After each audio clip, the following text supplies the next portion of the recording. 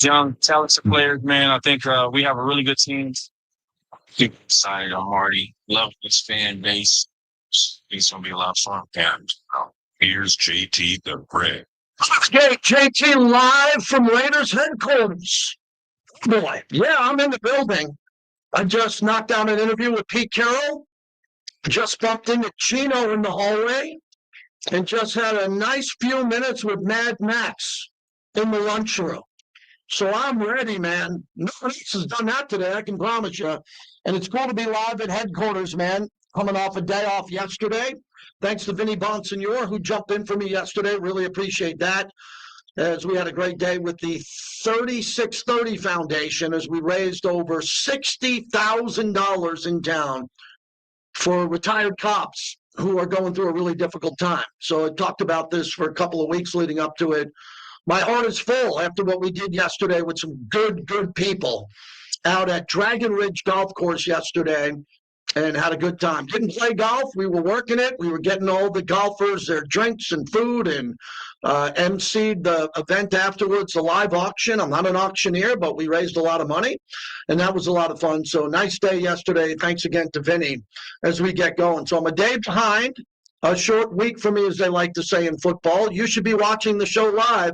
No other show in the world is live from Raiders headquarters right now in this multi-million-dollar studio, and you can look right at it. All you got to do is go to YouTube, JT the Brick YT. Please subscribe for free. We're trying to build something here, and it's only going to happen if you subscribe. It's free. We're live on Facebook right now at JT the Brick, and we're live on X. They used to call it Twitter. I think Elon wants to go back to Twitter. I don't think he likes X anymore, but you can follow us there at JT the Brick and just subscribe and get some additional content, either if I'm in my backyard, backyard brick, or if I'm out there at an event, I like to turn the phone on and give you some content if we can get going. What we're doing here is this show is going to be the aftermath of the loss to the Chargers, and then I'll have a couple of days to get into Denver. So we'll have today to recap the Charger loss, which means that this will be the Bricktator giving you Raider therapy. As my wife sometimes calls me, the Raider therapist. You give me therapy, I give it back to you. I need you at times. Oh, I got breaking news. I unblocked on Twitter about 150 trolls. My wife said, unblock them, man. They like you, man. They're just giving you heat. I said, no, they don't like me. They've never met me, but they've been mean to me. And my wife said on Thanksgiving, unblock the trolls. There's a couple of trolls that want to be involved. So look in your little account on your phone. You might have been unblocked by me today. I only blocked the people that started it. I never start it. I finish it. But I unblocked some of the trolls today. And hopefully you behave nicely so I don't have to block it. I don't want to block anybody. I want to release the hounds every day. I want everybody to listen to me. I want everybody to find out. Are you mad at me today that Gino and me talked in the hallway? Are you upset? Do you think I should have walked by Gino and not said, hey, Gino, hey, JT, how you doing? Good, how you doing? Had a really nice conversation with Gino, who is grinding, man. He is grinding. And Max and I talked about some cool things that Max and I are going to be doing exclusively. Max's idea. Wow. I said, okay, Max, I'd love to be involved in that. So something coming with that when the time is right. And that's the focus of the monologue. The time is not right. That's my monologue brought to you by PTs. They fuel the monologue 5 to 7, midnight to 2. PT's the best happy hour in town. They do a lot over the holidays. They make a lot of donations. They have a lot of things going on in all their different locations and taverns. So head on out to PT's. Oh, and if you're looking for a room, a lot of people are coming out here for a bunch of different things. JT, I need a room. Well, I got about 6 hotel casino partners. But I remind you, too, take a look at the Strat. The prices at the Strat are nice. They got the top of the world restaurant. They got the PTs in the lobby. They got the William Hill Sportsbook. Man, I love it. I just met a buddy of mine who came in there and stayed for a 3-day weekend. And he stayed at the Strat. And we were down in the lobby. And he looked around and said, man, this is not the way I remember it 5, 6, 7 years ago. You go, yeah, Golden Entertainment owns it. They made it great. So go check out the Strat if you're looking for a room. Okay, here's what I want to talk about today. I'm really disappointed in the loss to the Chargers. Not because the Raiders should have won the game. I don't do a lot of shoulda, coulda, woulda. I don't predict games. I'm not in the business of predicting wins and losses, especially in a year like this. I'm just not. But there were a couple of things that happened in the Charger game that were pretty impressive. And that's all we have now is the ability to go through all the negativity and find something positive, or we're just going to be all negative, and I refuse to do that. I'm in the building. I'm in the team headquarters here wearing the silver and black. I've been very critical of the team this year, extremely critical of the performance of the team. You know that. You might not be hearing it clear. You might need to take the wax out of your ears if you're not listening to me on the post-game show or this show. I've been about as critical as I've ever been with this team because this has turned out to be one of the worst Raiders seasons of all time, dating back to their inception in 1960. So we are in the middle of arguably a Mount Rushmore worst season ever. Do we all agree on that? Now, you might say, no, it's not the worst year ever, but it's close. The Jamarcus year, the Andrew Walter year. Again, you figure it out. If you want to trash this team, you're going to trash the team. I can't do anything about it. You won't trash them in front of me. You won't do it to my face. You never do. You never do it to Max's face. You don't do it to Gino's face. You don't do it to Mark Davis's face. You don't. You scream from the upper deck, but you don't have an opportunity to do it face to face. So I give you that on the show. If you can respect the format, which is we don't fire the coach. We don't go personal with the owner. And we don't go after anyone personally. We just act like adults. Okay? And I go to more bars than you. So let's get that out of the way. I'm in more bars later at night than you, probably throwing back more Tito's and Modelo's than you, and I know where the line is. Sometimes you don't know where the line is, and that's okay. Because right now, everybody's losing their mind. So I'm trying to find some positives. So I just interviewed Coach Pete Carroll. I will say this right out of the gate. It's the best interview that I've been a part of with Pete Carroll, and I had nothing to do with it. It was all Coach. Coach wanted to talk about the process. What's going on here? We're not winning games. Tell us about what you're doing in the building. He went on a deep dive with me. I think you'll respect it. I don't think you're going to love it because you just have already made up your mind. Your mind is already made up. Okay? You're following other people that are negative. You're negative, so I can't change your mind, nor do I want to. I just want you to look at the content. I just want you to look at it and say, wow, that's pretty cool. Now, that makes sense to me. That makes a little bit of sense. He talked about Brock Bowers' 2 touchdowns. So let me tell you what we talked about right out of the gate. I wanted to get into what worked because we were going to do the interview. We just conducted the interview 15 minutes ago. And out of the 10, 11 minutes, probably half of it was negative because the Raiders can't win a game. They're just not winning. So we talked about the positives, and the 2 Brock Bowers touchdowns was everything the Raiders want to be. Okay, that's very important that you understand this. And if you can't understand this, I just please leave. Like I'd say at a bar, please leave the bar or go to the front of the bar. We're in the back of the bar here. We're going to try to figure this out. Okay, and what I'm saying here is that he told me about what he wants the Raiders to look like, which was the 2 Bowers touchdown drives. They were long drives. Okay, they were 9 and 13 play drives. Everybody touched the ball. The pocket was as good as it's been in a long time. The ball came out on time, and the Raiders scored a couple of touchdowns with Brock Bowers, and that was positive. Even the most negative Raider fan, and I'm pretty negative that Bowers only got 4 targets. If you listen to me on the postgame show, I was really, my ears were popping on that one. Because 3 of the plays, remember one of Brock's touchdowns, the crazy catch, that was a bad ball. That was almost thrown away, and Brock made one of the greatest catches I've ever seen. But 3 of Brock's receptions out of the 4, he was wide open. I mean, I'm not talking open. I'm talking wide open. So if he was wide open, why didn't he get the ball more? I don't know. I'm trying to figure this out. I don't know why he didn't get the ball more than he should have gotten if he was wide open at times. And that's something that, we've been talking about with coaches, the targets, and the pace of the game. So as I opened up my first show of the week, I wanted to make it clear that I opened up with a positive because I know what I'm doing, and I know it's going to get negative. And I know it's going to get negative because the team's losing. And the point I wanted to tell you today before you see the interview and hear the interview is about what Raiders football should look like. Isn't that what we all want? I mean, even fans that are so beaten down mentally, don't you want to see 9 and 13 play drives that end up with the Brock Bowers touchdown. You know, some of the people that wear Brock Bowers jerseys and go in front of a camera and trash the team, you even wouldn't trash that, right? You wouldn't even trash that. You'd say, man, that's what I hope the Raiders look like. I mean, then why do we have Brock Bowers? Why do we have Brock Bowers if we're not going to say something positive about Brock? Again, if you bumped into Brock in Albertsons, or if you bumped into Brock at the car wash and he just looked up and he was right there, would you run up to Brock and say the team stinks? Or would you say, hey, Brock, I want a selfie. I want to say great catch the other day. I know what you would do. You'd take the high road. You would. So that's what we did. We talked about that. So Pete Carroll addressed that. That's what the Raiders should look like. In his words, not mine. He said we need to do that. We have to do that 4 times a game. And then I added in, which I think he liked, I saw a glimmer. I said, well, yeah, 2 Carson field goals too. You know, if you do that 2 more times, that's 14 more points. Then you add in 2 Carson field goals, right? So you add that in. Do the math with me. 14 plus 3 plus 3, you get to 20. On top of the 2 touchdowns they scored, then you're a 30-point team. So we unlocked it. We unlocked it. The mystery of the Raiders. The mystery of the Raiders.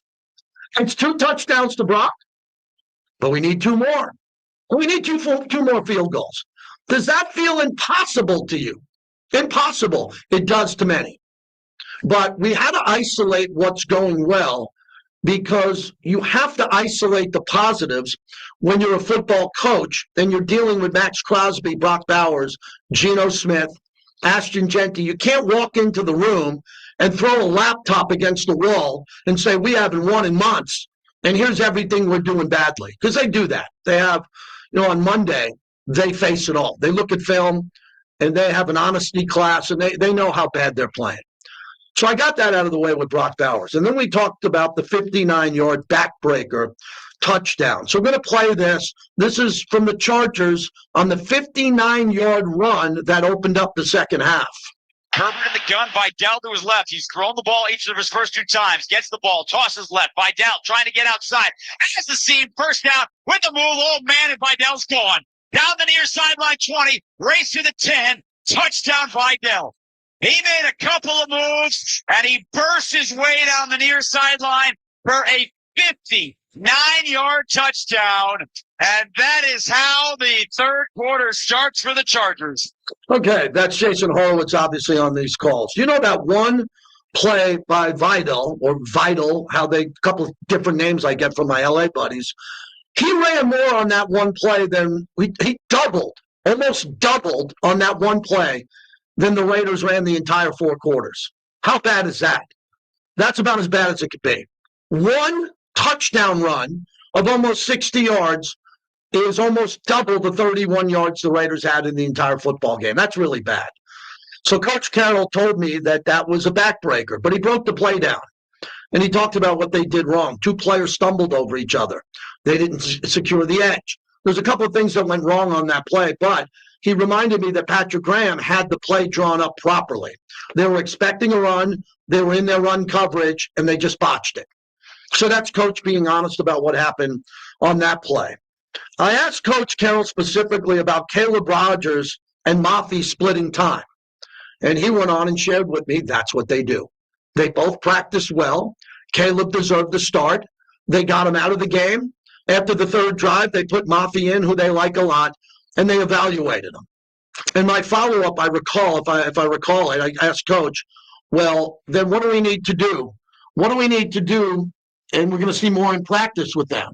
So we're going to see more in practice. So he put out 2 offensive linemen. He judged them in the game. He looked at the film. Then he's going to practice them up all week. He's going to practice them up all week, and the best player is going to play. So if you can't figure that out, that's what they're going to do, then I can't help you. Then I just can't help you if you don't understand that you are not guaranteed your starting position unless you're Geno. And why? Because Geno's the franchise quarterback for now. He is. I just saw him in the hallway. Geno's the franchise quarterback. You don't like that either, but for now he is. So that's why he's practicing well. Geno's getting the reps, and he's practicing enough to go out there with the team. You don't like that, but fact, not fiction. Max is not going to have a bad practice, and Chin isn't going to have a bad practice where they're going to the bench. So with all of this happening, Pete was really honest about what's going on. But here's the key to the whole interview we had. I didn't talk to Coach before the interview. We come in here, we just knock it out. I value his time. He's in a rush. But he went through what they practice every week. And that was the first time he really dove into that with me this year. I asked Coach, what does it look like? Monday, they look at the tape. They have this honesty day. Tuesday, they're off. Wednesday, the famous competition Wednesday. He talked to me about Thursday, how they end the practice. They end the practice with physical plays and the best 5 plays and all this. And I was texting Vinny Bonsignore about this, and I'll leave our private text off to hear what I'm saying. But from everybody I talked to, the principles of what Pete Carroll's done his entire career work. If you argue that, you should be put in a fan insane asylum. If you argue that. If you even question what I just said, you should be in an institution of fan just insanity. If you don't understand what Pete's done his entire career, competition Wednesday, what he does on Thursday, and what he does all week, if you don't get that, then you're lost, because that's what he does. It's not working this year. Okay, it's 12 games. He doesn't have a lot of good players. He doesn't. You think this offensive line? Now, you can blame Pete for not bringing in better offensive linemen, or Mr. Spytek for that. You can Tom Brady, whatever you're going to do, you're going to do. But Pete Carroll coaches the players that he coaches. And maybe should younger players have played? Absolutely. We could talk about that and have a really good conversation on that. So when you look at all of this and what we're doing here, Pete, in the interview that we just had, clarified everything that he knows how to do to fix this, everything he knows how to do to win. But he's not winning. So it really mucks it up and complicates it, doesn't it? Because I'm sitting here telling you, Coach just sat down right here, if you're watching me, right next to me, about 10 or 12 minutes, and he told you this is what we're doing, and we don't know it any other way. Then, as I'm previewing this interview, I asked Coach Carroll, as he explained to me their week and how they practice, how they're going to continue to follow this model. And listen, if Coach is here 5 years, 2 years, another year, whatever, you all decide what you want. I can't change your mind on that, but that'll be exactly how he coaches the next group. That'll be exactly how he's able to do that. That's exactly how he's going to coach them up. So for some of you people there, some of you people that need your hand held and can't understand this, then I don't want to connect with you on this topic. I'm just going to do for the rest of the show, and the majority of the people who just want to hear what they don't hear from anybody else, because I get this access. He's practicing the way he practices. He runs the practice the way he does his whole career. It's not working this year. The system isn't broken in regards to the practicing and all that. It's not. What's happening is the players are not bringing that practice and execution to the game, along with the coaches. Chip Kelly, however, whatever conspiracy theory you love, whatever conspiracy theory you subscribe to on the Conspiracy Radio Network, on why Chip is here, who hired him, who fired him, why is he here, whose plays, did he sabotage it, did that? Whatever you want to believe in, you go do you. But the system of what Pete Carroll does, when he parks his car in the darkness before the sun rises till he goes home in the darkness of night, that hasn't changed from USC to Seattle to 2 Super Bowls to everything he does. That's what's happening. Can you handle that? You can't handle the truth. No, you don't want to handle the truth because you're like me. You're pissed off. You're furious that we're losing every game. We're not losing some games. We're losing every game. Okay? And it doesn't look good going forward other than what I just shared with you. And I said to Coach, which was kind of interesting, because he listens to the questions, and I talked about, well, what about them being on time? Abdul Carter got benched. Abdul Carter got benched in the game with the Giants last night in the first quarter. I'm like, what about being on time? He says, no, JT, we're not on time. My program, you have to be 10 minutes early. You have to be 10 minutes early to everything. That's on time. I didn't know that. I didn't know that at all. It's kind of interesting to hear that. It's something you haven't heard. So with everything that's happening here, we're going to go through the game. There were some positives in the game that the Raiders can build on. I mean, imagine if you go to the Patriot game. Can you believe the Raiders beat the Patriots? Have you seen the Patriots? They have the most wins in football. How about that? The most wins in football. After the Raiders beat the Patriots, who had a problem with Pete Carroll? Raise your hand. Oh, I don't see anyone's hands up. None of you had a problem. Nobody had a problem. Raiders were 1-0 and they beat the Patriots. Then everything else that happened after that has been an on-field, not in the building, but on-field game day disaster. Absolute disaster. When it comes to execution, down and distance, winning the game, adjustments, everything that you could want, and you deserve it. You're the paying customer, so am I. Everything has gone wrong. Could I be more honest than that? The only thing different is I'm not on the other side of the camera saying fire the coach.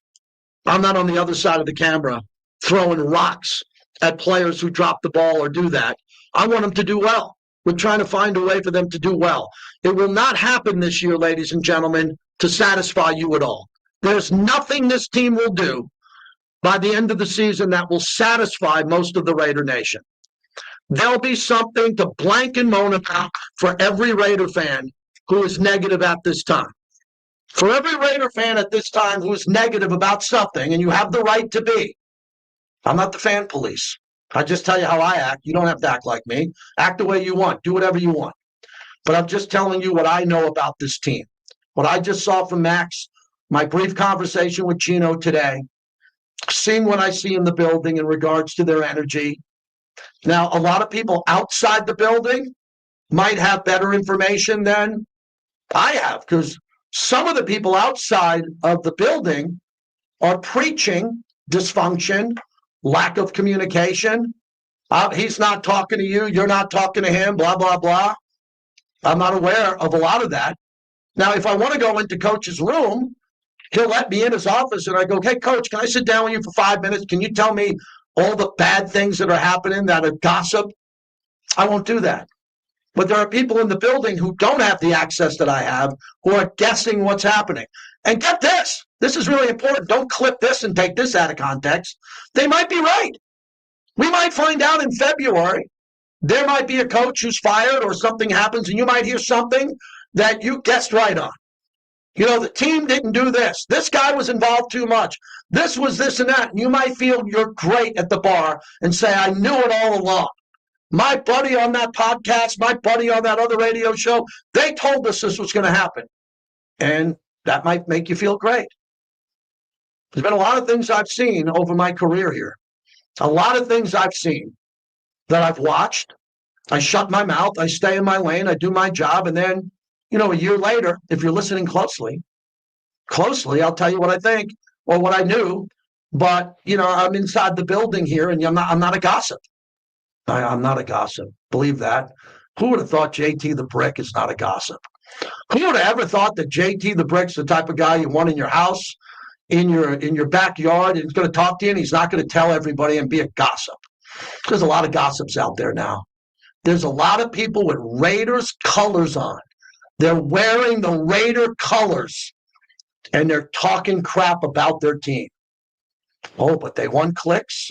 They want money. They want access. They want a lot of things. And you don't have to be loyal. Not to this record. Oh, my God, this record is a disaster. I've said this on the record. This is the worst Raider offense of all time. Of all time. Not the worst Raider team, because there's still games left. You know, there's still games left. Then someone said something funny. I gossip with Johnny Katz. You're right. We gossip about entertainment. Fish is going to be playing at the Sphere. Fish just announced their dates. We gossiped about that ahead of time. But, you know, there's a lot of people now that are trying to ask me things about what I know inside the team and the ladder of communication, from Mark all the way down to Tom Brady, who I don't know well, to the GM, who I don't know well, but I respect them all. And I want them all to win. And I want them all to win with every last breath I have, because it's so much better than when the Raiders are winning than losing. It's so much better. I'm sick and tired of people coming up to me asking how I'm doing. Don't worry about me. I'm doing great. I have a life. I am upset with the losses, I'm really upset about it, but I understand the big picture of life and what's happening here. And trying to get through it, trying to help, trying to do a little bit on radio, a little bit on YouTube to try to give everybody a couple of good interviews, a couple of strong opinions, and get the hell out of here. And then go win a game. Because I want them to win these games. This is not the show of tanking. Oh, there's many of those out there. Hey, quick advice to everybody. A lot of people come up to me. We have these UNLV students in here. They were shadowing us, UNLV kids, great kids. Oh, my God. These kids are amazing. They work at UNLV. They're learning how to operate television cameras and radio. So I was talking to a couple of those kids, being positive, right? You're in this business. Hope you're really successful. But a lot of people come up to me and ask, this or that. I'm always positive because it's always darkest before the dawn. I grew up with that philosophy. I've seen winning my whole life. My whole life, I've been a part of winners. Winners. I'm a Yankee fan. I got 27 rings, you Dodger fans. You're nowhere near double digits. I got 27 of them. I grew up with the Islanders winning 4 cups in high school and bringing it to my high school. I grew up winning all the time. I got hired by the Raiders in '98. We went to 2 AFC championship games in the Super Bowl. I've seen winning. But this has been a dark run, and we got to get out of it. We got to get out of it. So let's hope there's a couple of more Brock Bowers touchdowns. Let's hope there's a few more Brock targets. Let's hope we don't run it out of the end zone from the shotgun like we did in L.A. Did you catch that one? The handoff up the middle to Ashton from the end zone running into the pile? Oh, boy. Happy I wasn't in L.A. They would have had to take me out of there in cuffs. Still doing that? All right. Chino throws the ball away out of bounds to Dante Thornton. It gets tipped, and there's an interception that I've never seen before. Oh, man, we can't catch a break. We can't catch a break. We can't catch a break. I think we deserve some breaks because I think there's good people behind the scenes here trying to win games. Max Crosby, Geno Smith, Ashton Genty. Good players here want to win. But we got to catch a break. We got to make our own breaks. That's the monologue. That's me going for 28 minutes without a breath. That's what I do. That's what I do. What do? You do great things. You listen, you subscribe, you call in, and I greatly appreciate it. But I ain't no walkover, man. You better be loyal at some point in your life. You might not be loyal now. This might be the lowest point of your life in being loyal to your husband, to your wife, to your kids, to your job, to your team. I like loyalty. And when things are going bad, I'm honest, I'm critical, but I know how to protect the people around me. And they don't need my protection because I'm catching more shrapnel than half of them. So we're all in the same boat, baby. Let's go. Let's get this show going. Let's get to the phones in a minute. 702-365-9200. The great Alex Echelman will join us at 1:15. Levi Edwards at 1:30. And that's about it. I'm just going to open up the phones and see who's there. See who's there and has an opinion and can handle this format of calling into headquarters and having a hot take or opinion on the flagship of the Silver and Black.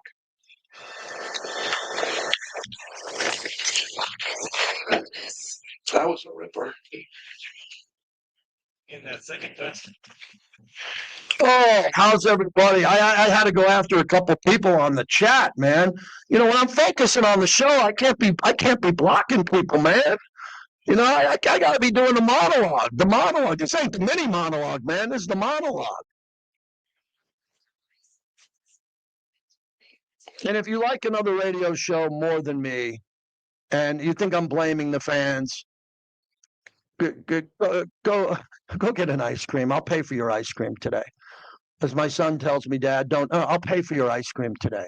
If you like a better host than me, like a better host, you think he's better than me, or if you like someone's more honest in your, go get a cup of ice cream today, and I'll pay for it.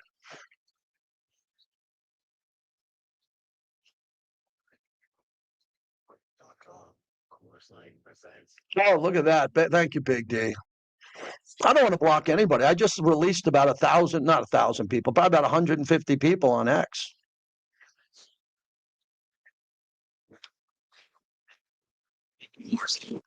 You will admit that was a pretty good monologue, huh? Oh, I hate angry rats, man. I despise fake Raider fans who love their posters behind them and their life of being a Raider fan and kick the team when they're down. Not criticize the team. I love that. I do that. I just did that for 20 minutes. But you know what I'm talking about. The ones who kick the team when they're down. Because would you kick Max when he's down? I don't think you would. Brick for 10% off. It's evernight.com, promo code BRICK. It's JT for the Black Hole. Football's most notorious fans. Black Hole Fan Store is now open Fridays through Sundays. It's not your famous. Oh, yeah. Good to have a day off yesterday for a little charity work. Apparel is created by the fans for the fans. Black Hole members. The Rod Woodson podcast tonight, which I'm excited about. The Rod Pod. Have you subscribed to the Rod Woodson podcast, Lay in the Wood? Please do that. Please subscribe here if you're on Facebook, wherever you are.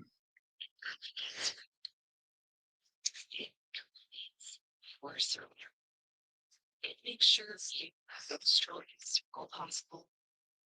If your mouth health viewers, you'll always have the care you need. Everybody had a good weekend.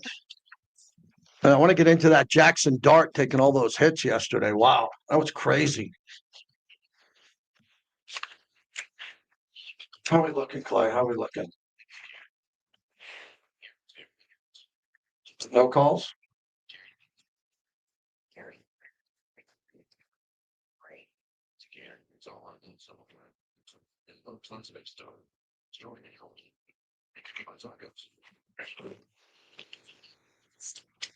Yeah, come out with whatever you want as always. You know what to do. Great.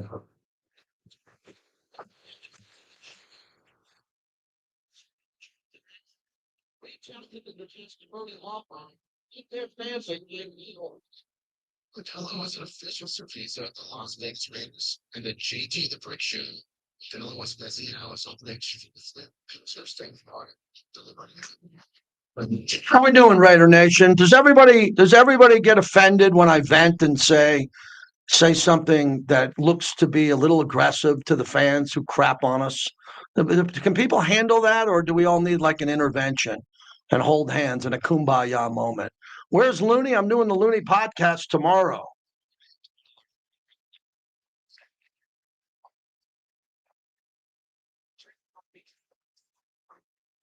Fantasy participating sign-up locations. Visit William.us. College football trade center stage at the one this summer. No problem there. Good. RJ Paradise. Yes, he gets a little offended. I love everybody on the show. Just let's protect the shield, man. Let's be critical of the games, but remember who we are, man. Raider Nation.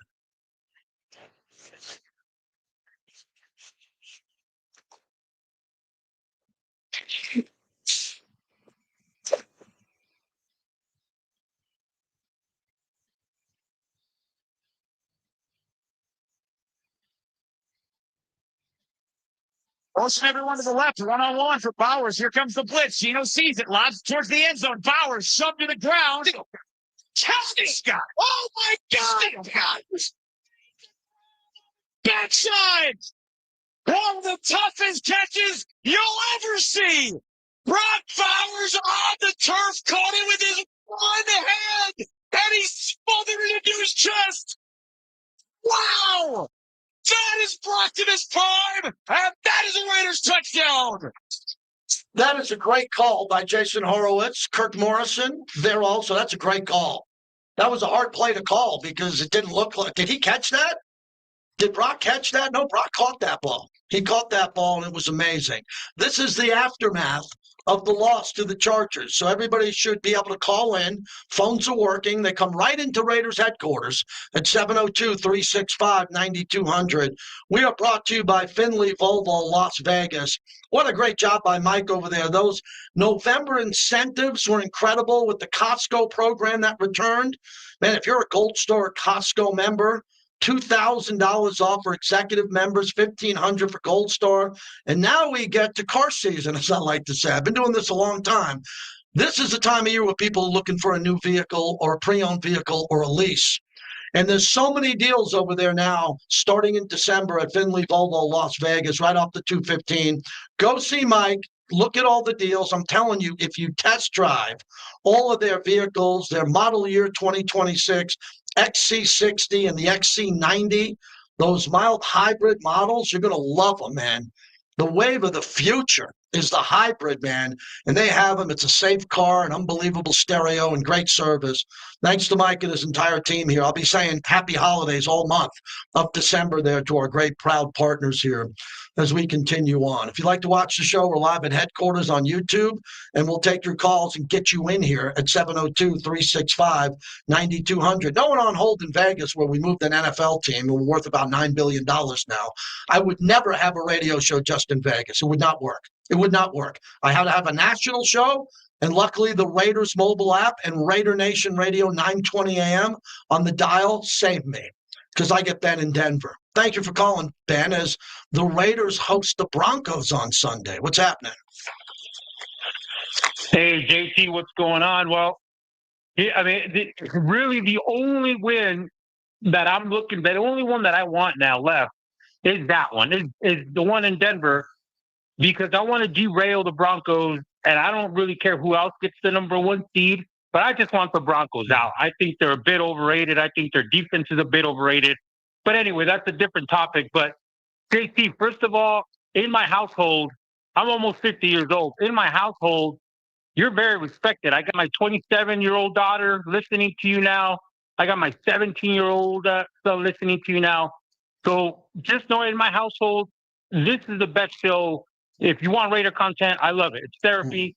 But I do have an issue with, here's the thing with Pete Carroll that I just can't, I do want him gone at the end of the season. But I'm tired of the press conferences after games or during the week where it's just, oh, well, everything's good. Oh, Dino's doing great. Oh, he did this, he did that. There seems like there's no accountability. There's plenty of accountability, man. I mean, what do you think this guy does in the locker room at practice at film study? He just told me he has this Honesty Monday where the players are getting shredded for their performance in meetings in this building. And you want him to come on what? Television and radio and say, I'm shredding the crap out of my team, that I'm trying to get to win the next game? How could you think that he's not accountable and the players aren't accountable to this bad play? What do you think he's doing? Handing out lollipops at the side door and giving everyone ice cream? These guys are getting put through the ringer for not performing. And he comes on and he tries to be positive to motivate his team to play well. How much red meat do you want? You want him to come in and say, my team sucks and I'm quitting at the end of the year because Ben in Denver or Mikey in Detroit wants me to quit? He's a motivational head coach in the NFL. He's wired one way to be positive and to win. You don't think Pete Carroll knows the team's stinking up the joint? I just think as a fan, that's how it comes across.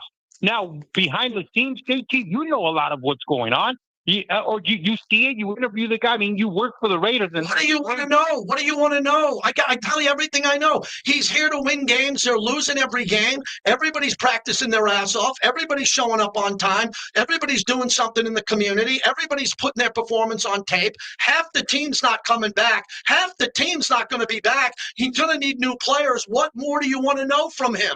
The team is down. They're down. They're losing every game. And he's coming into the building trying to give them a lift so they can win.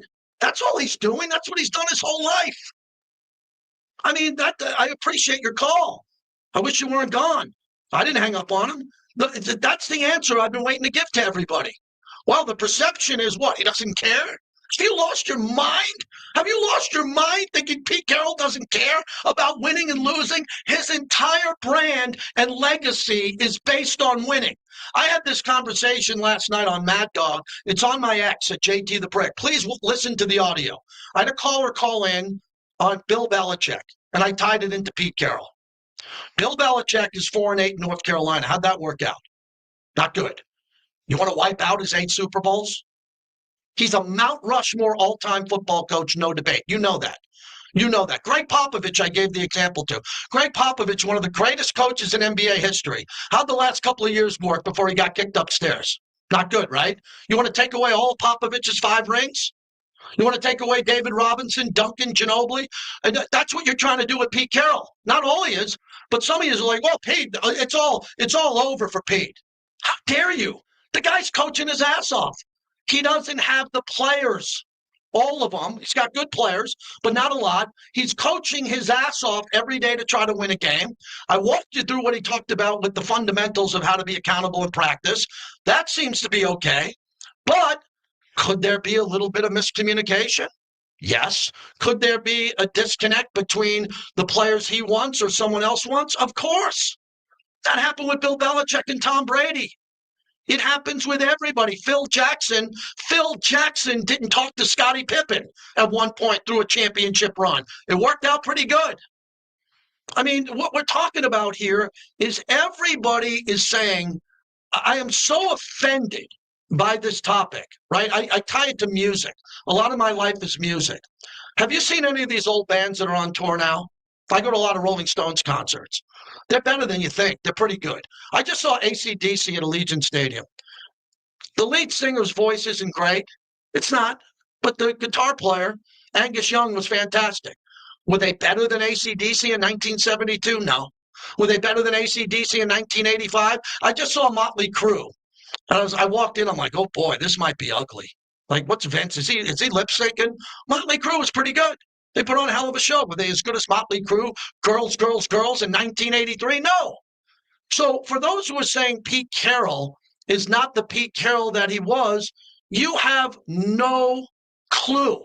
Zero. You know nothing about it. But if you want to criticize his coaching style in the game, like when I asked him, they were 7-7 at the half. They got blown out. You want to call in and criticize Pete Carroll for his halftime adjustments? All day long with me. But imagine being in a bar or in a backyard and telling people that Pete Carroll and Bill Belichick and Greg Popovich and Phil Jackson at the end forgot how to coach. These are the people I'm dealing with. I'm like, no, dive deeper into it. Dive deeper into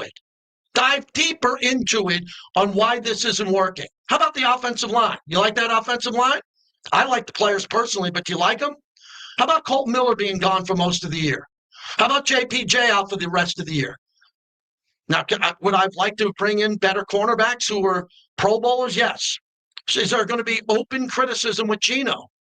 I mean, Geno, I just looked into Geno in the hall. Geno looked at me. I looked at him. We had a nice conversation. Geno, I don't know if he listens or not. I've been hard on Geno all year.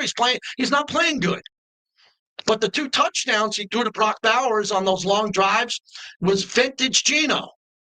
But no one's going to give him credit. No one's on hold to my show right now going, hey, JT, I despise Geno, but you're right. I want to give Geno credit for those 2 Bowers touchdowns and the drives and Bash and everybody who caught the ball and how he commanded the pocket and what he did. No one will do that.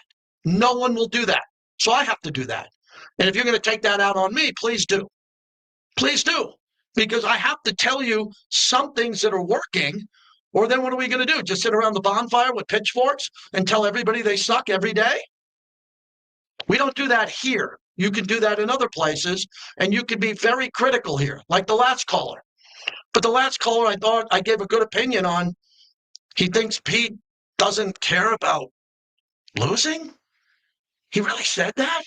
A guy called into my show saying he's questioning Pete's what? Like Pete's not horrified with this record and upset about it? Have you watched his podium sessions? Have you watched all the questions he's asked when everyone's like, hey, you're losing every game. How are you handling this? Well, it's not good, but I'm going back to work tomorrow. What do you expect? Do you work for a company? Do you work for a company that's down? Like the boss walks in, maybe the boss fires everybody. I don't know. But if you want to keep your business running, you need the people that you're going to have if you're not going to fire them all to show up to work. And that's what he's doing. I don't like a lot of it, man. I think a lot of it will be questioned. I think a lot of it, there's going to be massive changes coming. I don't know when. I don't know where and to who. But we all know we're going to get a really unique-looking football team next year. You all agree the team's going to look completely different next year.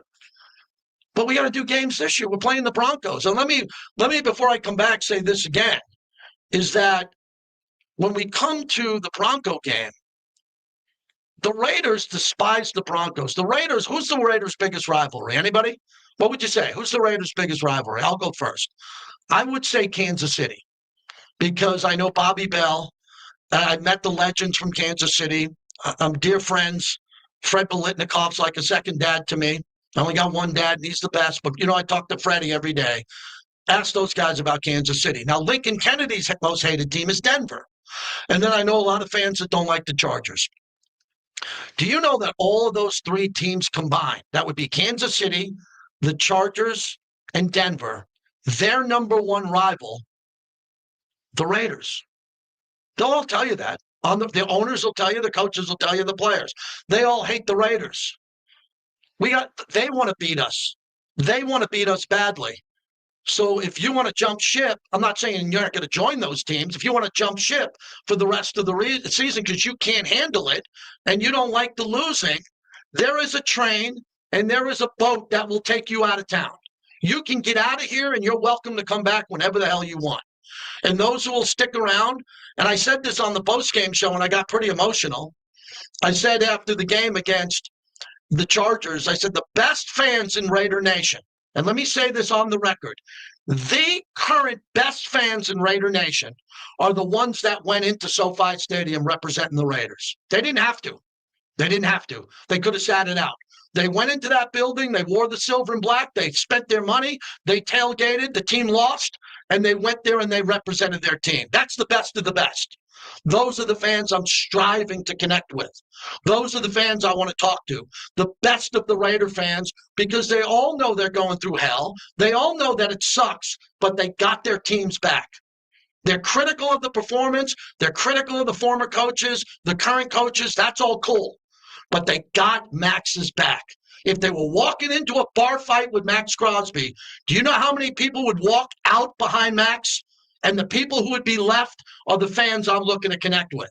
Imagine Max is walking into a bar fight, man, and he looks at you on the curb like in Bronxdale and says, we're going in.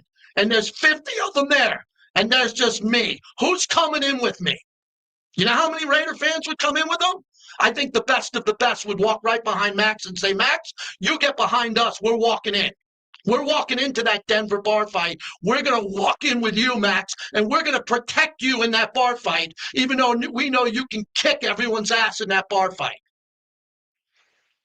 702-365-9200. Yes, we're rolling today. I got a lot to get off my chest. Vinny was in yesterday. I'll continue the conversation when we come back. Alex Echelman will join us at 1:15. Levi in studio at 1:30. Levi likes to go to lunch around 1. So I got to text Levi, 1:30, Levi. Because Levi likes to go get lunch around 1 o'clock. And we want to thank everybody at the Fountain Blue, the Hall of Excellence. I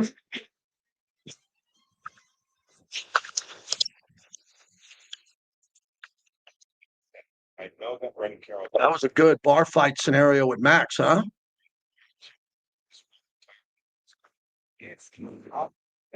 Right on down. I'll just walk. Oh, these bucks. So how much is that? Over fired up again. They're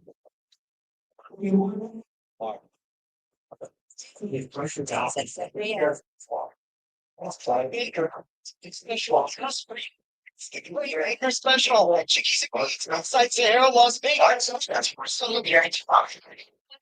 At the homestead, it's dynamically limited until Tiny Essential. Vegas Golden Knights are back, and so is Tailgate giveaway on the old Terribles plus Sports app. Every week throughout the season, one winner will score a $2,500 grand prize, including 4 tickets to a premium terrace table, a $1,500 shopping spree, and a hotel stay at Circa Resort and Casino. Every day is a game. Exclusive at Terribles. Visit terribles.com for details. Where's JT from Aldi's? His hands down like because only from Aldi's to keep their famous New York style cold fire pepperoni pizza. Aldi's 4 locations in the next style, but check them out online at aldispizzeria.com. Biggest country ones are rolling through another end this season. The ice cold surf song to enjoy and cheer on your nights on the ice. Soft Seltzer is Surfside, official partner of the Vegas Golden Ice. Must be 21. Please. There we go. There we go. Where would you rank this as a JT rant show? Where would you put this? You like that little bar analogy? Didn't that wake up some fans? What would you do if you were walking into a bar fight with Max in Denver? Would you run and hide? Would you walk in front of him or behind him? I thought that was brilliant. The 872 Nation Radio. Toyota. Clay, do you want to do a little Jackson Dart here? So you want to come out? What can you come out with play by play, and then what do we have post with Dart? Let me find it. So you're participating dealer for details. It's great places. So I gave you Volvo there. I'm gonna do something else. So what do you have? I'm looking for the email. What do you have with Dart? That's good. I'll throw to that. Housing, healthcare are factors. This message is sponsored by a partnership with Strengthen Our Community and Communities Exposed. Here in partnership with the Nevada Broadcast Association and this station. This holiday season, get brilliance that lasts forever. At the Diamond Store, discover the largest selection of loose, natural, and lab-grown diamonds. Just the newest jewelry styles. All at everyday prices better than another sale in town.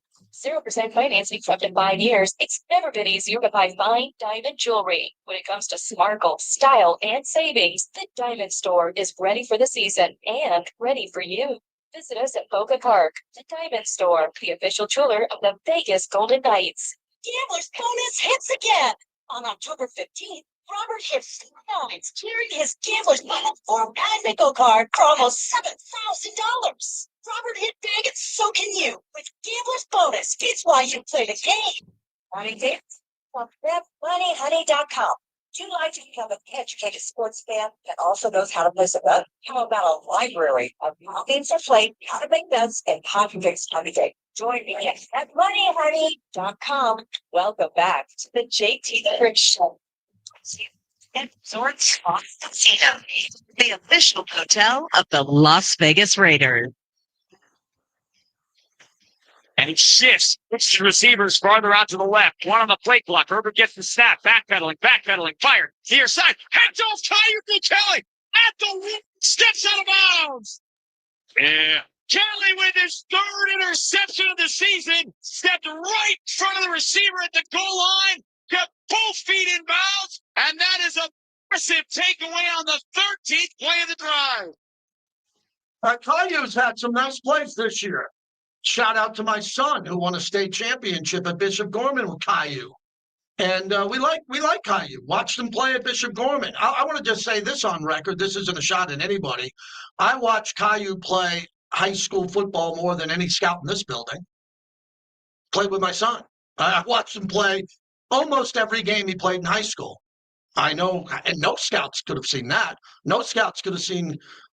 So no scout could have seen Caillou play more than me. I've known Caillou since he's been 16, 17. I'm thrilled when he has an interception like that. We give him his flowers when he plays well. We're fired up today. Big show. If you want to get in on what the Raiders are going to do, we're talking about the Charger game because I didn't get a chance. Vinny was in for me yesterday. Thanks to Vinny. So tomorrow we get to the Broncos. But Alex Echelman will join us from ABC 13. Levi Edwards will also join us coming up here. So with all of this being said, this is the aftermath of what happened in that game. So there's a couple of people that have been waiting. Let me get out to Robert in Portland. Robert, thanks for waiting. You're up next on the flagship. Go ahead. Yeah, JT, in your last rant, I think you brought up the key point that everybody has to remember. They failed to diagnose just how bad the offensive line was, and that's the biggest indictment I have against Pete. Other than that, I think he's done the best he could, and under the circumstances, because he inherited a much different situation than the guys that, like Harbaugh went to the Chargers. Hey, Denver I'm not saying Denver was a good situation, but it had a great defense. Okay, that's one thing they had. This team is a little different. There's holes all over the place. But the biggest thing I think that we've watched in this year's football, these young guys that are coming up, they're doing a good job, JT. And the reason is their athletic ability. Bo Nix is still making mistakes like he did at Oregon. And he still, though, is able to break out when he's not getting blocking, and he can go to his left or right, because he's not very good in staying in the pocket when he's got heavy pressure anymore, like most quarterbacks. But you watched May last night. I know you're a Giant fan forever. You just have to respect what these young guys can do athletically. I thought Geno would be a lot more mobile. That's the biggest problem I have with Geno this year. He's unable to move when he's pressured continually anymore than, hey, you remember Jeff Hostetler when he took over for Sims when he got hurt. Hostetler, I'll remind everybody, went on Cliff Parcells' team and win the Super Bowl. He won it against Buffalo, and they weren't favored. But Hostetler had one ability. He could get out there and get out of trouble. He did a great job. Hey, Robert, I'm up against it at the top of the hour. Great phone call. Always appreciate your calls. They're always good. Thank you. I am surprised that Geno isn't mobile the way I thought he would be. 100%. I am surprised that Greg Olsen, Geno, Coach Carroll didn't move the pocket. He got sacked 5 times in that game. A couple of times he had no chance. Why wasn't he sprinting to the right? Why wasn't he sprinting on the snap count, sprinting to extend the play an extra second to not get sacked? I have no answer to that. I do not know why they don't move the pocket with Geno. We know they don't move the pocket with Geno. They haven't all year. Doesn't matter who the coordinator was, and I like them both. I respected Chip, and I really like Greg Olsen as a friend. I mean, I know Ole forever. I want him to be great. But I guess Geno doesn't move well anymore outside the pocket. Because if he did, wouldn't he be going there on purpose? Wouldn't Geno be insisting, hey, let's run some sprints to me to get out of harm's way? I'm a sitting duck. He has no time. All right, that hour flew by. That was a pretty fast hour. When we come back, we got 2 guests, plus the phone calls will be ready. Levi in studio. Alex Echelman will join us. Want to thank Raising Cane's Chicken Fingers for that hour. Hey, UNLV in the Mountain West Championship on Friday at Boise. You know how many private jets and chartered jets are bringing Raising Cane's with them? They're bringing Raising Cane's up to Boise. Proud partner of UNLV, Raising Cane's Chicken Fingers. One love. Go Rebs. The Houston Texans mosey on up to KC to eat some barbecue and play some football against the Chiefs. Sunday at 5 on ESPN Radio, 1100 AM and 100.9 FM. Brought to you by Finley Toyota. We're here for you. Plumbers, HVAC techs, contractors, and DIYers. McFadden-Dale Industrial Hardware has the tools, parts, and supplies to power your next project. Open early and stocked with everything you need. Stop by South Decatur near Russell. McFadden-Dale Industrial Hardware. Fast, easy, and built for the pros. Boyd Gaming is the official and exclusive local casino partner of the Las Vegas Raiders. All right, everybody. That was a good hour.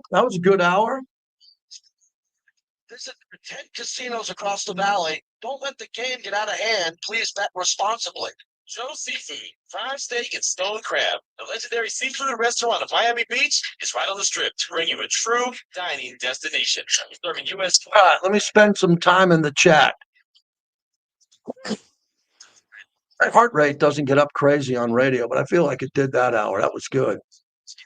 Yeah, Geno's not playing well, man. What more do you want to say? I don't say Geno sucks. I just saw him in the hallway. I say Geno's not playing well so I can look him in the eye. He knows he's not playing well either.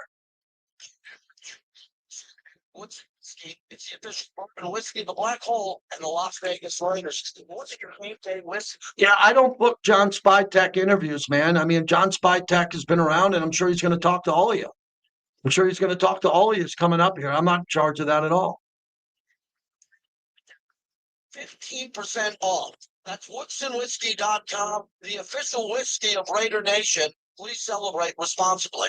Hey, it's Chris Fox with Simply Vegas Real Estate. If you're buying, selling, investing, or you have a property in distress and you need to sell fast, call me 702-943-46, 702-419-4346, or at foxsellsvegas.com, 100960. Zip Zap Auto has expanded into one of the largest independent auto repair shops in the Valley. With 23 bays, over 12,000 square feet, Zip Zap is your one-stop shop, offering 24-hour smog test, oil changes, detailing, bodywork, engine. Yeah, I got a lot of social media interaction today. Yeah, we need the subs. My son just jumped into the chat. My son said, we need the subscriptions now. We are right there on the precipice of getting this to where we want, but we need more subscriptions. So all it is a sub. Think of it. It's a click.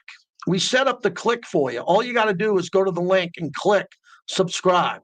It's free. So the way we're going to take this up a notch is we need some other people to go there and do that. Agriculture, or our team has the expertise. Yeah, they do consider us a rival. We've been around since 1960, D. Miller. We're having a bad year. You don't think we're a rival to the Chiefs? Have you lost your mind?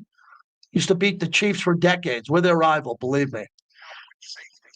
I ask Pete all the questions. I ask Pete tough questions all the time. I don't disrespect the coach in his building. So if you want to ask him tough questions, you go interview him. Go stop him at the grocery store and ask him what you think.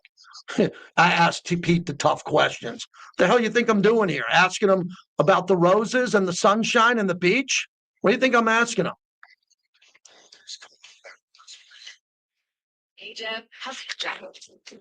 Thanks. Terrible loss of patience. All right, Clay, you got Alex's number, or should she call you? Yeah. Yeah. Okay, and then let's get the dart stuff that we wanted to get. Truck, you letter U, LB.com. Truck you. Sound off. Join JT for great weekdays from 8 to 10. With Toast Interactive Talk Show and Sports Talk Radio, VR Bar and all that 28 KRF Las Vegas. It's the JT Morning Show. I want lunch get out of the coat. Here's that. Because competes every single day and has a little about Or silver and blue. Sound off. For 25. Am I willing to play harder longer than the guy lining up across the team lining up across from me? And if you're not, then I want to be in the space that's for the Raiders in the day. But I expect accidents every day. And now here's JT. Yeah, JT, back with you. Hour number 2 of the broadcast, and we are thrilled to be here. And we want to thank Virgin Hotels, Las Vegas. They got a lot of big events coming up here with the rodeo. In December, I'll be tying in all of our hotel casino partners to the rodeo. And Cliff Atkinson and his team is doing a wonderful job over at Virgin. When was the last time you went to Virgin, to the Shag Room, to see John O'Donnell at One Steak, one of the best performance? He's performance art as he serves you a steak and makes you a legendary cocktail. 24 Oxford. Everything they do there. The rooms are fantastic. I got buddies of mine coming into town for a little celebration this weekend. You know where they're staying? A bunch of them at Virgin Hotels, Las Vegas, thanks to our proud partnership with them. So the first hour was kind of nuts. According to the chat and according to my Twitter, people thought I lost my mind for a good hour there. I don't think I did. I was just being honest, telling you what I think and what's happening and what I think's going on with the Raiders. I had a very good, I thought, really compelling conversation with Pete Carroll earlier today. You'll hear that tomorrow. And you'll see it on Raiders.com. It might be up already. I think they put it up here pretty quick. But we talked about the process of what they're going through. They're losing every game. They've lost a whole bunch in a row. And he's still got his head down. He's trying to put the best team out there. He's trying to coach them up. And that's really it. There's nothing more to tell. But there are a lot of people out there in the national media some in the local media, some in the Raiderverse that are out there and they're trying to mine for conspiracy theories. And they might be right. I'm not a conspiracy theory guy for one big reason. 9/11, I lost a fraternity brother at the top of one of the towers. And I usually say that in general. I'm not a conspiracy guy, not with JFK assassination. I read the Warren Commission twice and wrote a pretty great paper on it. And I'm proud of it. So I know a lot about things, but I don't dive into rabbit holes. I don't go down into these chat rooms of conspiracy theories. A lot of people do because of social media. A lot of people do now because they just get kind of in a funk and they love conspiracy theories. I definitely don't get into Raider conspiracy theories. I don't. So I'm sorry if I'm not giving you and feeding you Raider conspiracy theories on people inside, outside the building, who's gossiping behind whose back. There's a lot of people doing it. It's not the end of the world, but I'm not here to do that. I've never been here to do that. Does that make me a homer? If you think I'm a homer because I work for the team, I apologize. I work for the team. If I quit 30 years ago, I wouldn't work for the team. I wouldn't have nothing. And maybe some of you appreciate that and want that. I try to give you content every day. I try to give it to you every day on what I think is going on with the team. This year has been the most negative season in my career on every angle. And I'm very conscious of the negativity out there with the team. And I'm trying to, I wouldn't say quell it. I mean, I know it's negative. What am I going to do? I'm not going to go up to everyone in the stands and go, shh, please be positive. That's not me. But what I'm trying to do is give you content ahead of the game. We got Brandon Cristal coming up here this week. I got NFL insiders joining me. Hey, how could the Raiders beat the Broncos? You all want to beat the Broncos, right? Or no? Because I know there's some people that will never get in my space who want to lose to the Broncos. Imagine being a Raider fan, and wanting to lose to the Broncos. Oh, boy. We beat the Broncos 8 in a row. 8 in a row when we opened up Allegiant Stadium. Do you think there were any Bronco fans that you are aware of who are saying, I hope we lose every game to the Raiders for a better draft pick? Oh, my God, I don't know any of those people. But there are people that want to lose because they think of this mythical pick. I will tell you a conversation I had outside the building today. And I'm not going to do the draft early. I'm not firing on the draft. But there are two quarterbacks, Mendoza and Dillon, that are available, maybe another. The Raiders are going to get their quarterback. I'm pretty positive. Like last year, some people said they didn't need Ashton Jeanty.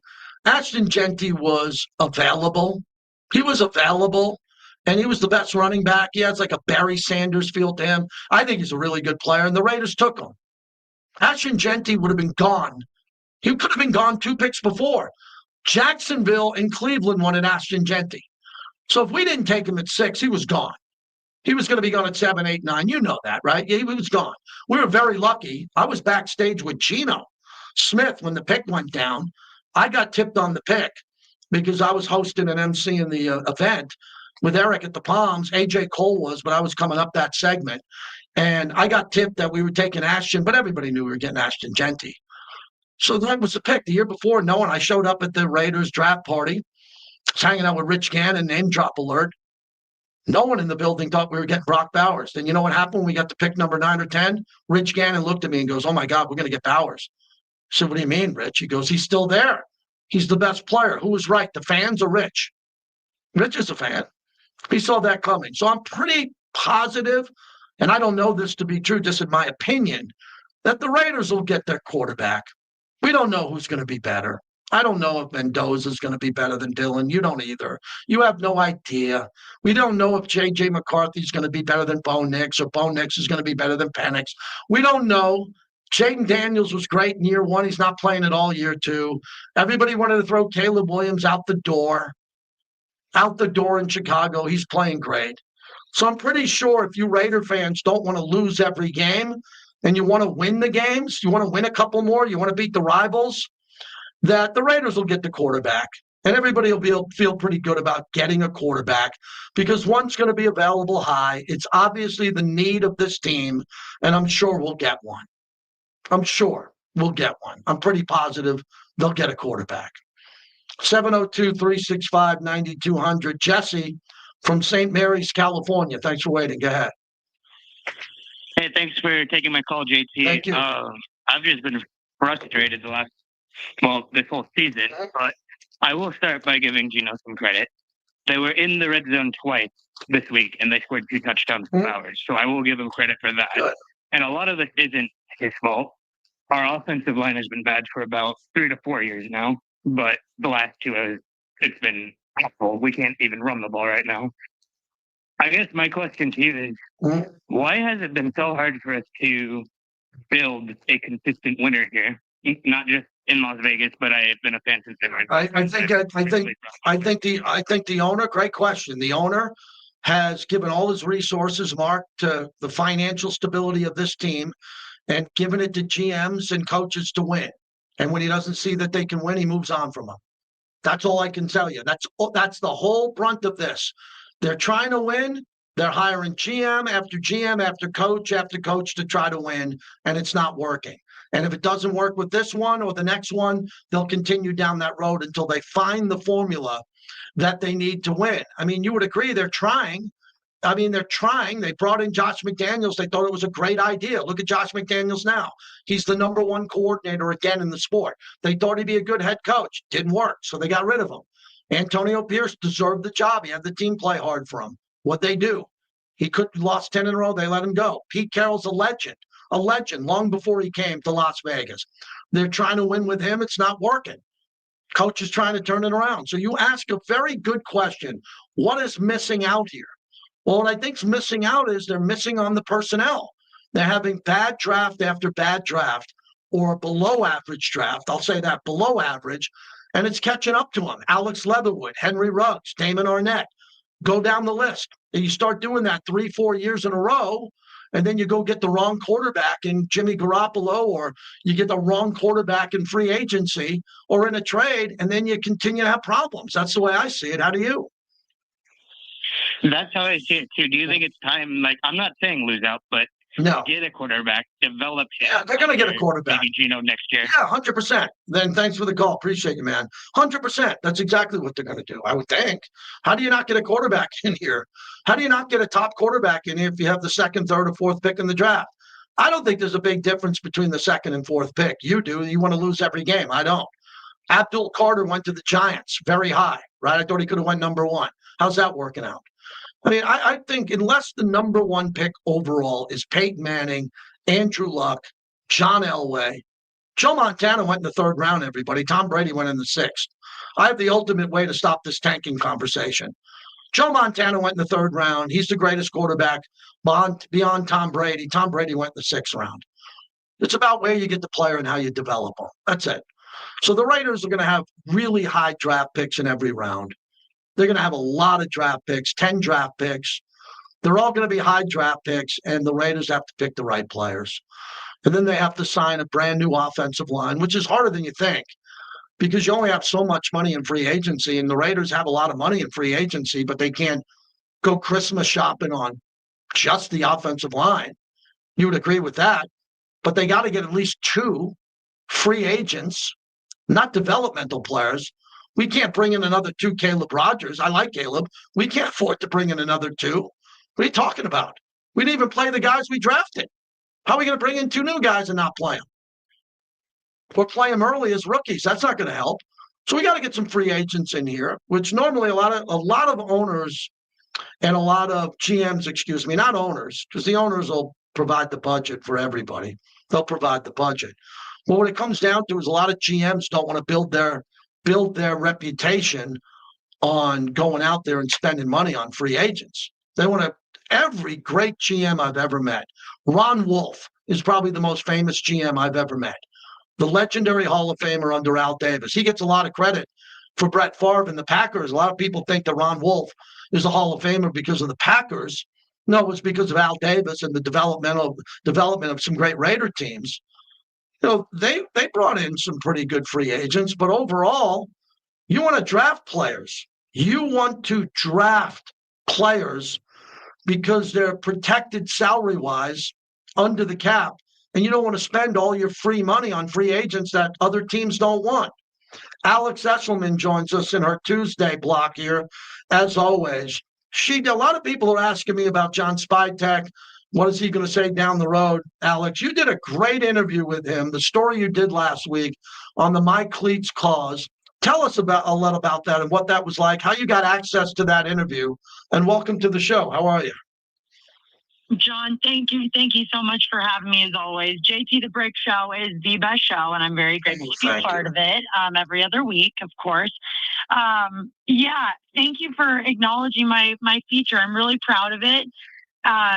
Will Kick, he's one of the main men in charge, as you know, JT, for, kind of the liaison between the media and the Raiders. And I knew of John's story with his daughter and his family and his cause at the beginning of the year, and had made mention to him about it and wanting to do a feature. And at this time of the year, when the My Cause My Cleats game came about, he said, "Hey, it's a good time. Would love for you to do this." And I said, "Thank you. I would also love to do it." And was able to sit down with both John and his wife Kristen and talk about their late daughter Evelyn, who of course passed away from CMV. But what they've been able to do to honor her and create a foundation to honor her and help families who have been in their same position. It just goes to show, and I said this to John after we did the interview, like this, it's so cliche, but this is so much bigger than football, and it's amazing.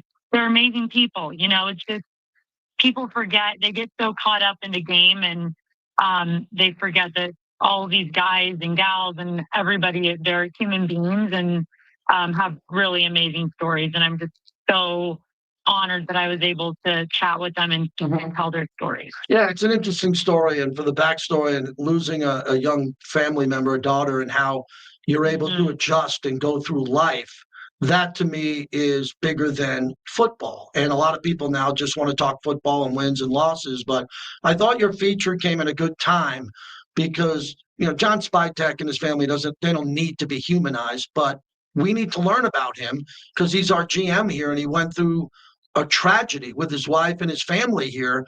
And I think fans need to understand how he's balancing the world of losing a loved one and a child and then building a football team. That's really hard to do.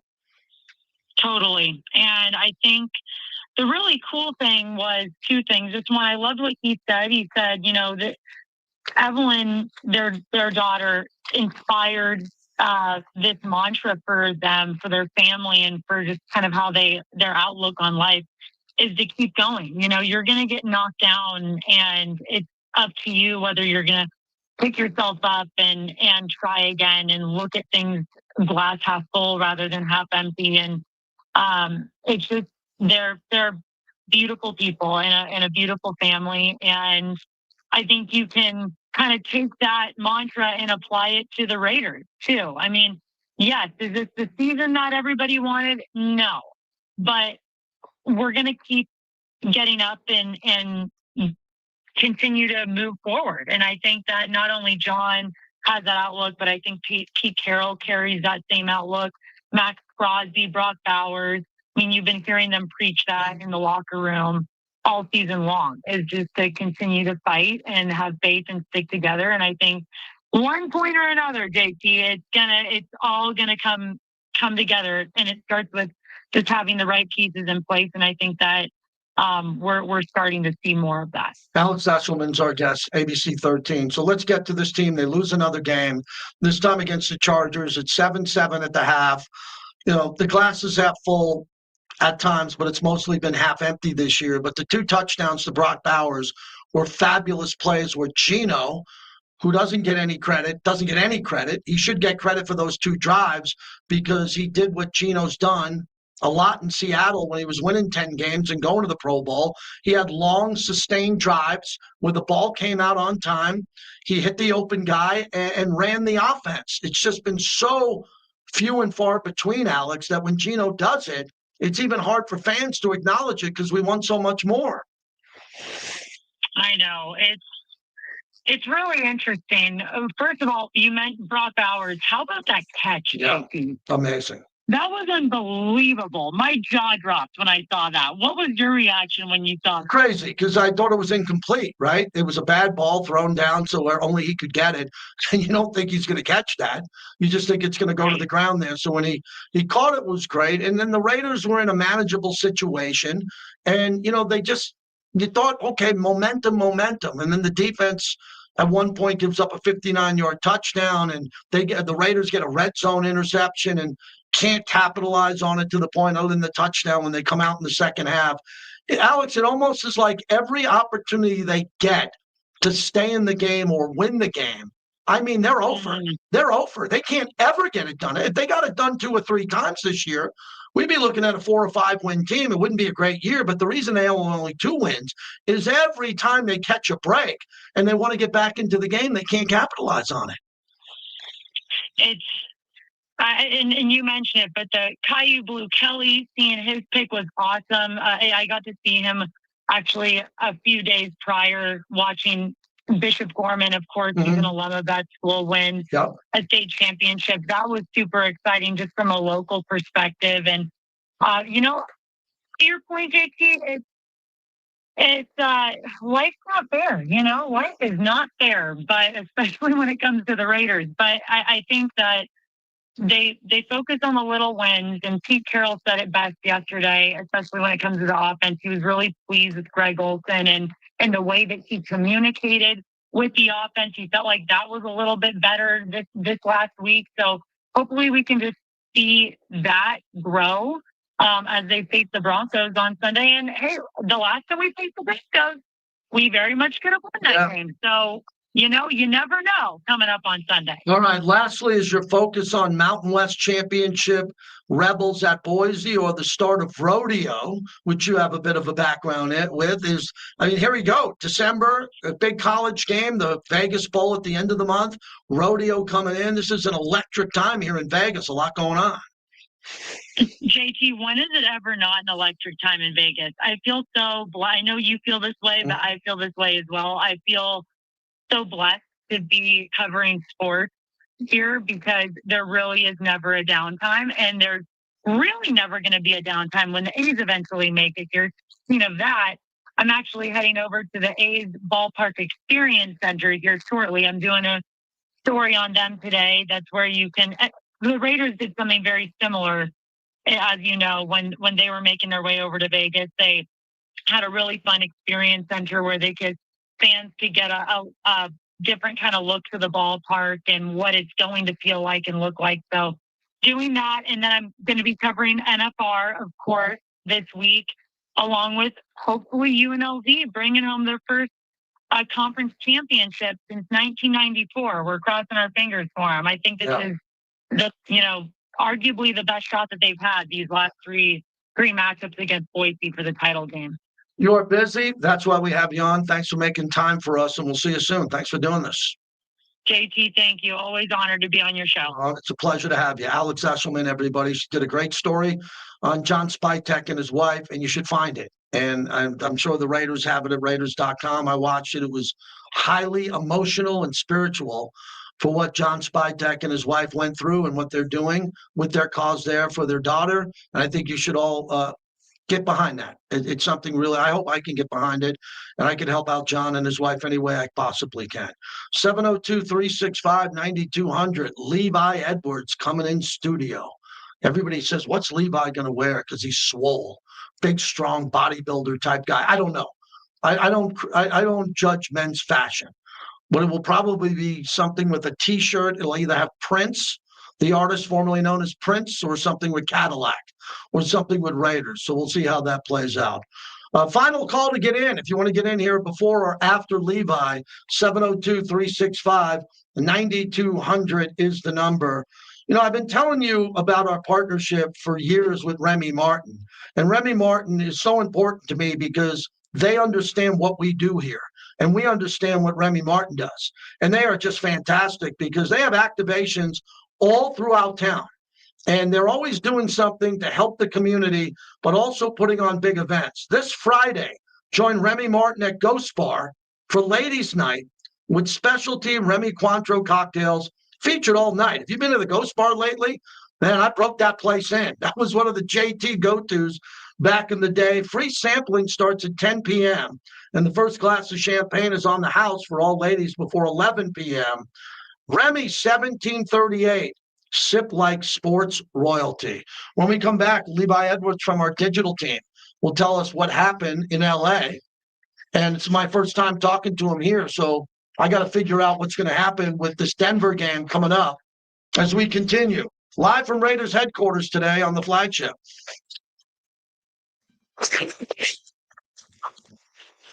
Got another guy talking bad about the owner, man. Unbelievable. I mean, some of you guys just don't get it. Some of you guys are just unbelievable, man. So we'll never see him again. Good. I gotta refresh. I'll be right there. Is it right there? Tailgate.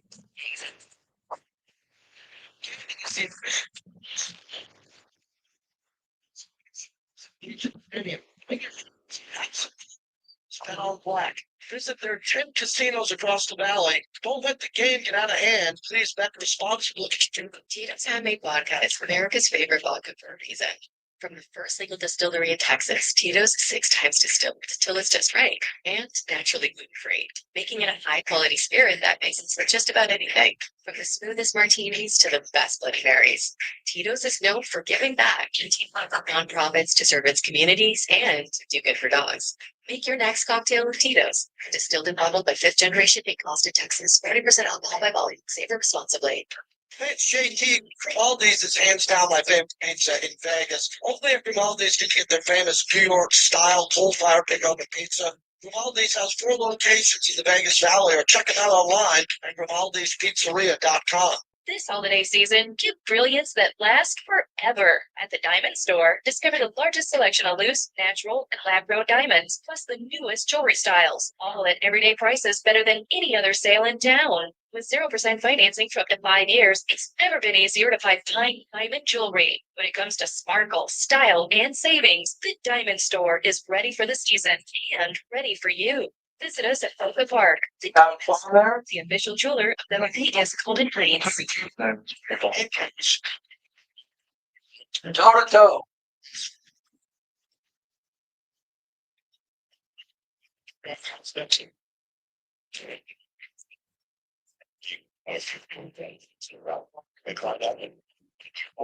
$9,000. That's really nice to know. So visit store.com today for deposits. The website for details. And if you're already under in the top make credit decisions, must be 18 years old. Not available.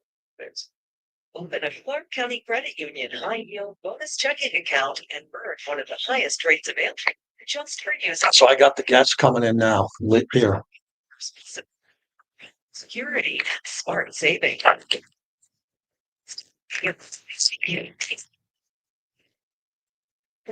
Second account today. Making money on my checking account. That's right. It's sheltered by American Share Insurance. The power of we believes in you. All right. We're back with Levi Edwards in a minute here. Make sure we get this right. There you go. Some free bonus content today for everybody who's watching. What are you thinking? You got the best of me. You got the greatest rants I've done in a while, right? We've been honest today, man. Has expanded independent repair shops in back. Some peanuts. Keep me going. Zip Zap is a one-stop shop offering 24-hour smog test, oil changes, detailing, bodywork, engine and transmission rebuilding. And Zip Zap provides free towing and diagnostics with qualifying repairs. No appointment necessary. 24-hour service. Zip Zap Auto at Cheyenne and North Durango Drive and online at zipzapauto.com. Hydrate. Really nice. Terrible price. The paycheck is I gotta get a new jacket. Wow, you get the hat that I've never been given, man. I love it. I've had like 3 people mention not getting this hat today. Yeah. Yeah. I only found it Silver and Black Productions, but I'll get one soon. Maybe one of these days. Yes. Maybe one of these days the OGs will get them. Oh, jeez. All right. Welcome in Levi to the chat, which is pumping today. Pumping.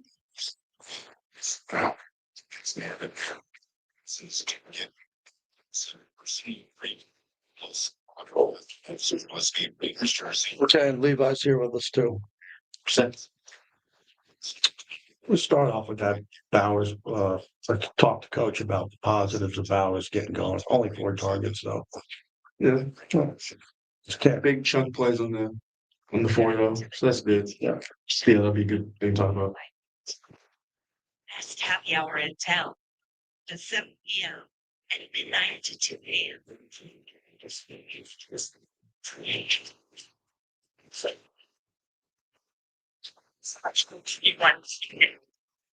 The Levi's actually short comment is crazy.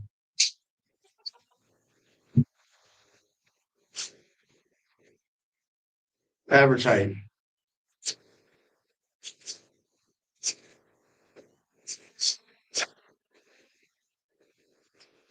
Yes, that Bowers touchdown brought to you by Tomorrow Aesthetics for Men. Remember, I've been telling you about that men's spa that we're going to. You guys need a hydrofacial. You'll go in there, you'll sit in this big chair, they'll work on your face for like an hour, all these gels, it'll make you feel great and refreshed. It's Tomorrow Aesthetics for Men. Book an appointment, get a Hydra Cleanse facial. You'll love it. I'm telling you, it's fantastic. Go on in there. 9420 West Sahara Avenue, right up there, Sahara, not too far from where I am in the mean streets of Summerlin, and you'll love this. Get there. And a med spa, Levi, is a good idea, right? Relaxes your bed. Yeah, no, I need a good day spa. I actually used to have a preseason regimen where before every first preseason game of the year, I go get a manicure and a pedicure. And wow, I didn't do that this year, so that might be the Raiders are 10-2. That could be the reason for the record. You just heard the Brock touchdown. Few and far between. I've been so positive with Geno's 2 scoring drives because, as I have them here in my notes, 9 and 13 plays is what I've been dreaming about all year because I saw Geno do it all the time in Seattle. Get it at his own 5, score in San Francisco and Santa Clara. Get it at his own 10, in LA, beat the Rams. I saw that. He did that. I needed to see it more here. Did they unlock something there on those 2 long touchdown drives that they can build on?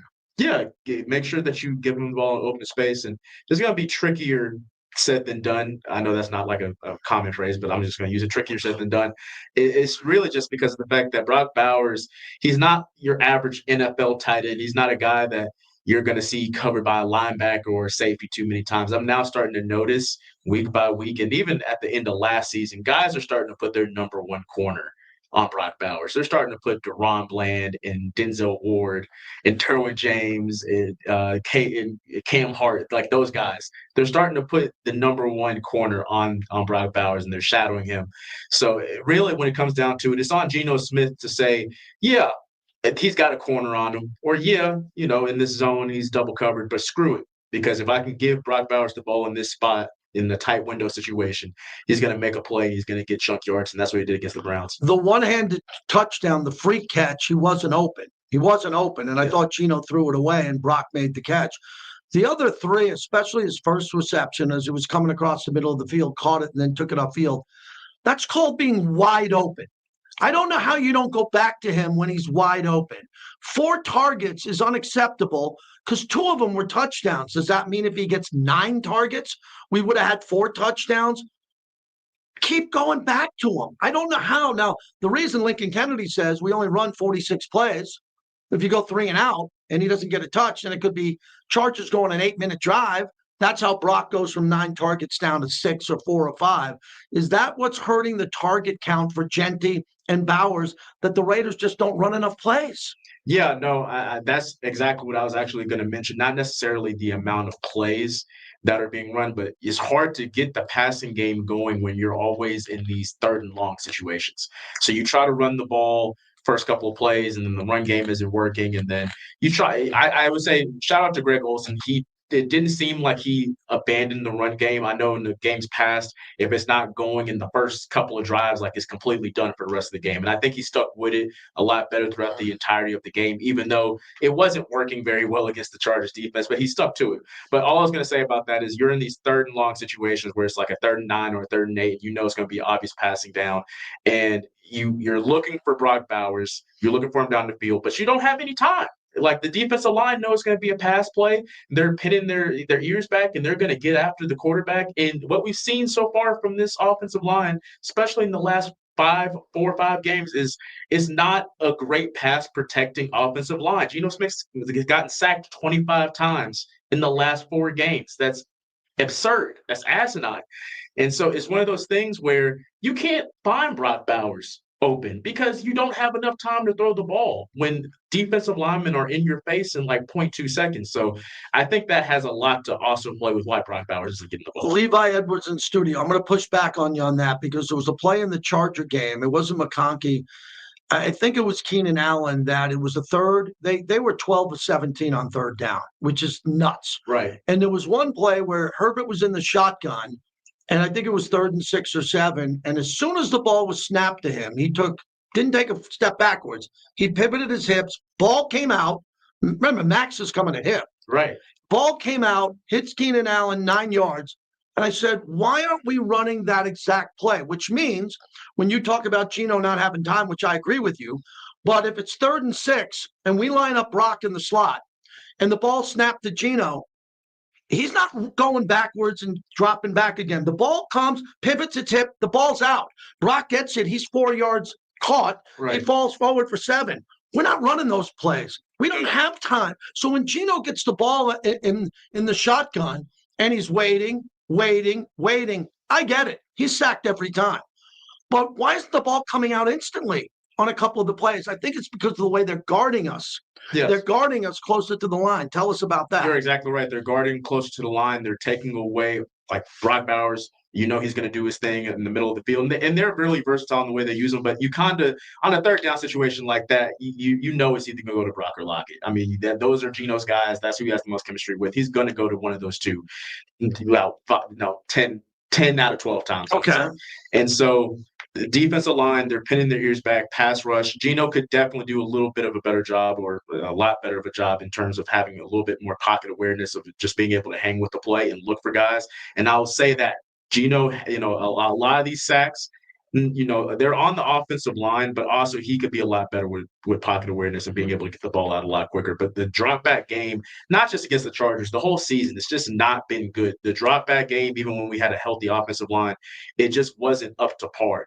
So you have to be a little bit more versatile in the way that you line up, and also just making sure, and it also goes back to what we were just talking about, JT, where if you can actually get a proper run game going, then those play action passes on those 3rd downs, those are a lot more effective. So there's just a lot that's more to be desired for this offense, and it's just too many places to point a finger at one thing. It's just too much going on.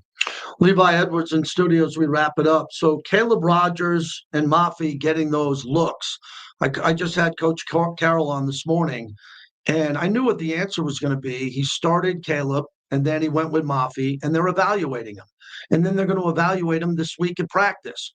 Most NFL fans are not used to that. They're just used to pick the guy, play him, and he doesn't come out. And that's what I'm used to my whole life being a football fan. He does it differently. So these two are going to play that position in practice, and who's ever better on film at night when he has those meetings is going to get the reps. Is that what needs to be going on now, or should you just stick with a guy and let him get all the reps? It's a tricky situation. I've said that like 3 times now. The whole season's been a tricky situation. But it's one of those things where I don't know if that's the best route to go. And I think offensive line is definitely like any other position in football where it's all about rhythm, it's all about pace, where you can't really get a full grasp or can't be at your best of your ability if you don't have enough rhythm and enough time on the field to kind of process things. So it's one of those things where you would like to see a guard really take over and be in the game for the large majority of it, like any other regular team. But right now, I would say the offensive line is just so in flux that, yeah, it is an open competition. And I You wouldn't like to see it at this point, but I think what Pete is doing is pretty necessary because you have a lot of guys at that guard position that are pretty similar, and you're still trying to figure out, okay, well, who's going to be the best at this situation in terms of even on certain plays and certain possessions. So I hate that we're at this point now, but I mean, the best thing he can do is have a competition at that spot. It's interesting to me because I believe Denver, who's got 2 losses, they should have about 7. It's seriously 7. The Giant game, they needed 33 to come back. That's a miracle. That hasn't happened in the history of the league. Okay, there's been some wild stuff. They look at the numbers here that I got today on Denver. They're 8-2 in one possession games. That's 10 games. They're one possession games. Their last 4 wins are by a combined 10 points, and they won them all. So if you said they were 2-2 combined by 10 points, I'd be like, okay, that sounds right. No, they're 4-0. Bo Nix is doing something in the fourth quarter that I haven't seen from a guy who's this inconsistent throughout 3 quarters and is figuring it out in the fourth quarter. You know, some guys like Shador and other quarterbacks that we see here with Geno, if Geno's having a bad game, he has a bad game. Yeah. It's not like Geno plays well in the fourth quarter. If Geno's down in the first, second quarter, he ain't coming back. How is Bo Nix doing this where he's winning these late games with under 5 minutes to go? Well, it's funny that you mentioned that because me and my dad, we joke about the Chicago Bears all the time. Mm-hmm. The number 1 seeded in the NFC Chicago Bears, and we joke about them all the time, who also barely beat us this season off of a blocked field goal, where they're not the greatest team for the first 45 minutes of the game. But those last 15, they turn it on, they find a way to win. And that's exactly what the Denver Broncos are right now as a team in this winning streak. Is those first 45 minutes is going to be tough. You know, the defense is going to do enough to keep them going. But them last 15, that's all that matters for Sean Payton. And that's all that matters for Nick Bonito. And that's all that matters for Bo Nix. Those last 15 minutes of the game, if you keep a team hanging in there for too long, a clutch football team and clutch players will find ways to win games. And that's what I'm going to go on a limb and say is I do not think Bo Nix is the greatest quarterback. I'm going to be very honest about that. What I do think is Bo Nix is a very composed quarterback, and he's a clutch quarterback. And sometimes you do not need to be the greatest quarterback in the world to win games. And right now he's finding a way to make plays when he needs to make them. And that's what people need to realize about the game of football in general. It's not how many plays you necessarily make, it's when you make plays. And the Broncos this season has made plays at the right times. Levi Edwards, last few minutes, let's talk about Lane Kiffin and how this was handled. Look, when it comes to Lane Kiffin, and Pete Carroll had a lot to do with this. Pete Carroll said, you know, your dad would want you to do it. Pete Carroll was one of the last phone calls Lane made because Lane's dad's dead, and he was tight with Pete. And you can imagine how tight Pete Carroll is with Lane Kiffin. I'm just shocked that Lane thought he could still coach at Ole Miss after taking the LSU job. You grew up in the SEC. I mean, that is insanity. I'm all for him taking the LSU job. I think it's a better job. But to think that he could coach his team in the playoffs and be in the building with the key card, using their phone system and actively recruiting Ole Miss players at the end of their playoff to go with him, what was he thinking? It's a tricky situation just in the sense of fourth time saying tricky, but it's one of those things where we don't have all the full information from all parties. What I will say is back to what you said is it's crazy to think that he would have been able to take the LSU job and still go through the playoffs as Ole Miss's coach. But I also do think that Ole Miss put Lane in a compromising situation, making him, you know, make this ultimatum on this job right before they're about to go into the playoffs. It could Ole Miss have waited a little bit more time and try to see it through, maybe wait until the SEC, see if they're going to make it to the SEC championship game, see how things go. I think the calendar's just screwed up. Right. And it's not just, you know, in the sake of this occasion, but in a lot of other situations, the calendar has just always been screwed up with coordinators taking jobs or head coaches taking other jobs. And you have to leave, and then it's right before bowl season. But it's tough because of the fact that you have to go into the transfer portal now, and now you have to have all hands on deck for that and bringing in guys from other places, and you have to get the program like ready ASAP because now LSU's about to play in a bowl and they're trying to get things going.